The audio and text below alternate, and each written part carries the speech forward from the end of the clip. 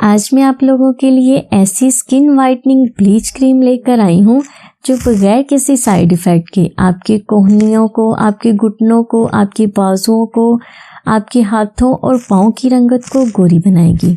इस bleach cream को आप अपने चेहरे के सिवा किसी भी बॉडी पार्ट्स को लाइट बनाने के लिए यूज़ कर सकते हैं।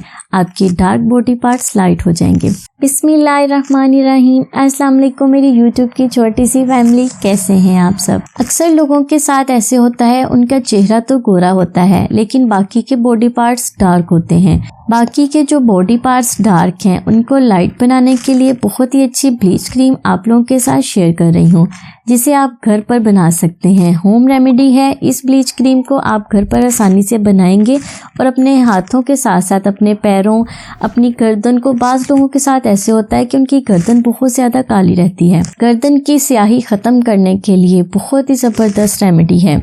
आपकी घुटनों और कोहनियों की रंगत भी गोरी होगी। तो बगैर टाइम ज़ाया किए चलते हैं रेमेडी की तरफ। अगर आप चैनल पर नए हैं, चैनल को पहली बार देख रहे हैं तो चैनल को सब्सक्राइब कर दें, और अगर आप पहले से ही मेरे सब्सक्राइबर हैं तो दिल से आपकी शुक्रगुजार हूँ। तो हमारी रेमेडी के लिए सबसे पहले हमें चाहिए आलू का रस। ये देखें, आलू को मैंने कद्दूकश कर लिया है। अब इसका रस निकालना आसान हो जाएगा। आलू का रस हमें चाहिए 2 चम्मच। जिस तरीके से मैं निकाल रही हूँ इस तरीके से निकालना भी बहुत ही आसान है। ये देखें, ऐसे करेंगे तो सारा रस निकल आएगा। मैं आपके सामने ही आपको निकाल के दिखाती हूँ। ये देखें, कश करके ऐसे प्रेस करेंगे तो सारा आलू का रस निकल आएगा। आलू का रस आपकी स्किन के रंगत को गोरी बनाएगा। जो डार्क बॉडी पार्ट्स हो गए हैं ना, उनको लाइटन बनाएगा। आलू का रस निकालने के बाद हमें चाहिए बेसन। बेसन में इसमें डालूंगी 1 चम्मच। बेसन के इस्तेमाल से डार्क बॉडी पार्ट्स लाइट होना शुरू हो जाएंगे।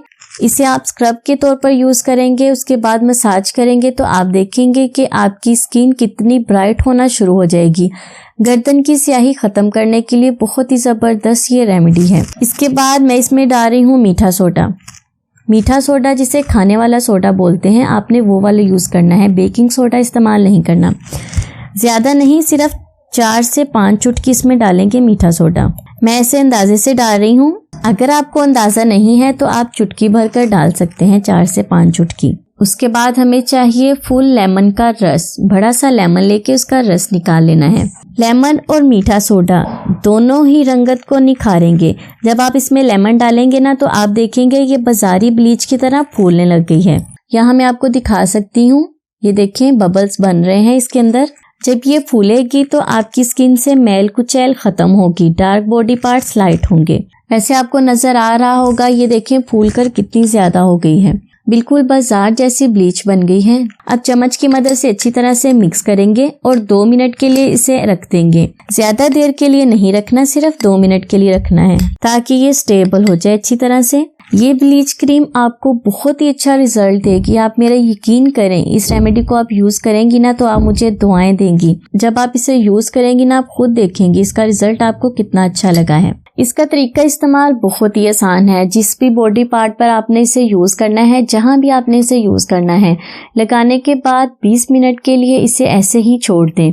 जब ये हल्का सा ड्राई हो जाए, 20 मिनट तक ड्राई हो जाएगा। ड्राई होने के बाद हल्के हल्के हाथों से आपने मसाज करना है। थोड़ा सा पानी लेकर अपनी फिंगर टिप्स को गीला करके मसाज करना है। 2 से 3 मिनट तक मसाज कर लें। उसके बाद इसे वॉश कर लें। एक बार के इस्तेमाल से ही आपको बहुत ही अच्छा रिजल्ट मिलेगा। और अगर हफ्ते में 2 बार आप इसे यूज करना शुरू कर लेंगे ना तो आपकी गर्दन, आपकी घुटने, कोहनियां, जो भी बॉडी पार्ट्स आपके डार्क हो गए हैं वो लाइट होना शुरू होंगे। इसे आप अपनी अंडर आर्म्स में भी यूज कर सकते हैं। अंडर आर्म की डार्क बॉडी को भी लाइट करने के लिए बहुत ही जबरदस्त रेमेडी है। इसको इस्तेमाल करेंगे ना तो काली मैल उतरती आप अपनी आंखों से देखेंगी और मुझे दुआएं देंगी।